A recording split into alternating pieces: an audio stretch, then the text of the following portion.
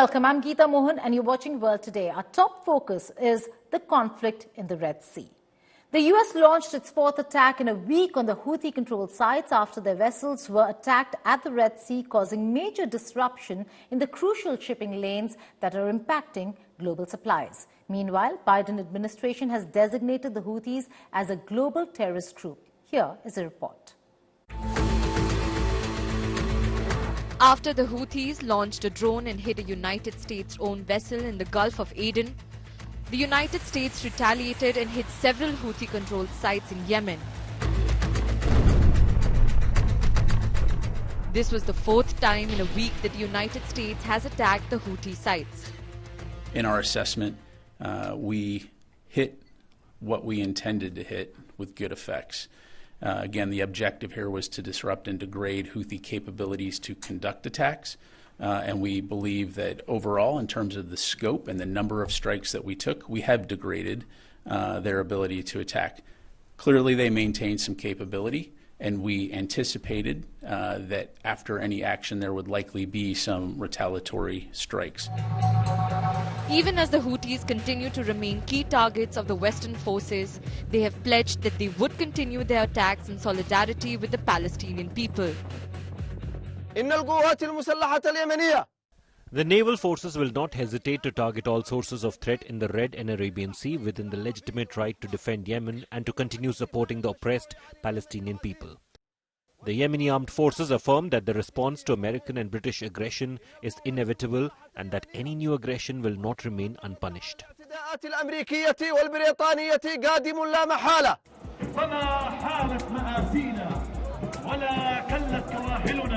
The United States has meanwhile redesignated Houthis. They are back as specially designated global terrorist entity.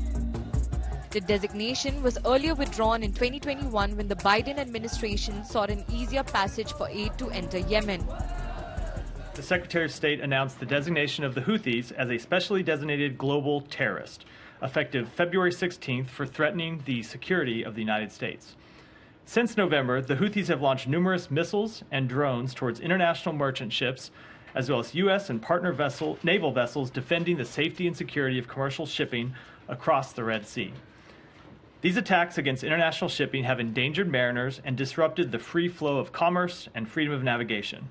This designation of Ansar Allah in the terrorism list has been repeated more than once, and it is an act of blackmail. Of course, the United States uses this designation as blackmail against anyone who opposes its policies and stands in opposition, including its support for the war on Gaza.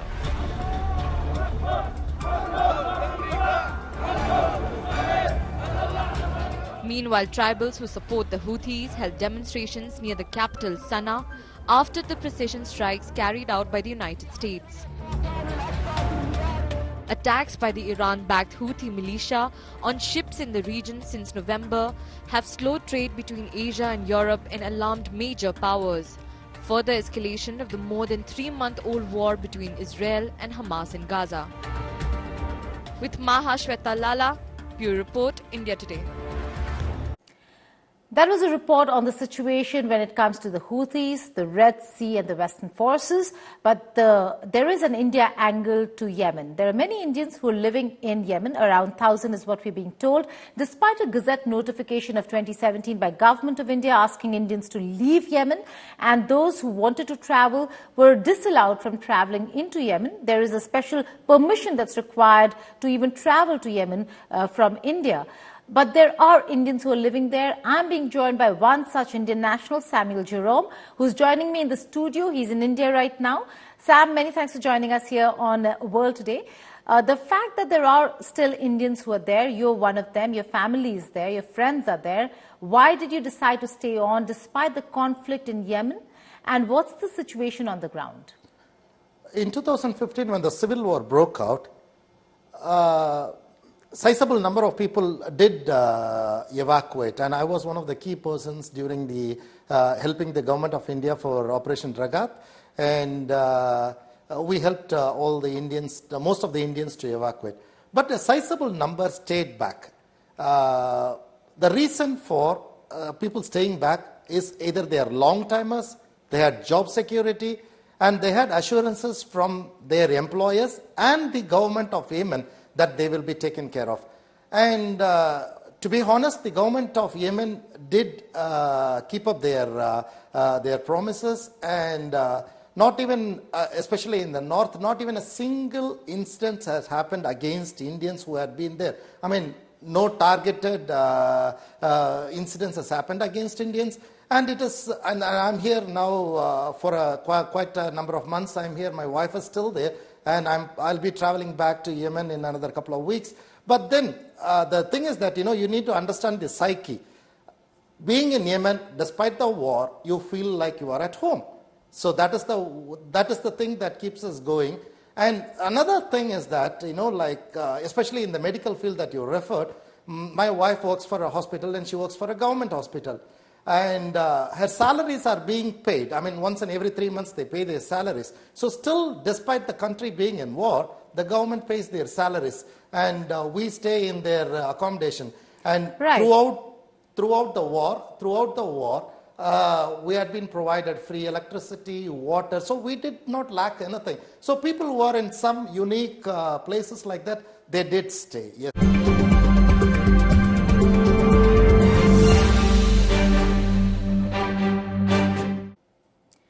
On Spotlight this weekend, we have an exclusive conversation coming up. Joining me is Ambassador Mohammed Al-Sada, who is the head of international organizations at the Ministry of Foreign Affairs in Yemen, speaking to us from Sana'a. Thank you so much for joining us in this exclusive conversation, Ambassador, sir. There is a huge conflict right now between the Houthis and the Western forces in the Red Sea. The United States of America has designated you as a specially designated global terrorist organization. How are you looking at this development? Because that certainly is going to curtail Yemen's movement, not just in terms of supplies, food, aid, but also of how the country is going to sustain itself. First, thank you for having me in this interview. Regarding the question about the U.S. designation of Sana'a, really, it's nonsense. It's a ridiculous designation. We in Yemen are under aggression and under blockade for 9 years now. The American designation is political more than legal. It's not legal designation according to the American standards and criteria. The other things, United States, by this designation, will add nothing to the reality in the field. Also, by this designation, United States try to hindering the peace process, which achieve high level between Sana'a and Riyadh. Well, this designation also reflects a high level of frustration inside the Biden administration, and reflect that contradiction between the saying and the practice. They are saying they would like to de-escalation the situation and not to widening the war in the region, but they are doing the opposite. And this designation, as I said, will have no effect on Yemen, because we are under attacks, under U.S. aggression and blockade for 9 years. Right. Are you saying that the recent attacks within Yemen of the Houthi camps is certainly going to derail the peace talks or the moderation that U.S. was carrying out between Saudi Arabia and Yemen? Yes. The Saudi Foreign Ministry, in their statement regarding the U.S. escalation, they called for restraint. But unfortunately, U.S. trying to mix paper in the region, trying to protect the Israeli entity by supporting all kinds of support, military support, political support. We in Yemen are standing with Palestine, trying to send a clear message to the whole world that we are targeting but our military operation in the Red Sea and the Arabian Sea only will target the Israeli ships or those ships linked to Israel or navigate to the Palestinian occupied seaport. The American trying to mislead the world by saying that Sana'a military operation in the sea is targeting the freedom of navigation, which is totally wrong. We restate and reaffirm that the Red Sea and the Gulf of Aden, Arabian Sea is secured, and we guarantee the freedom of navigation in the regional water.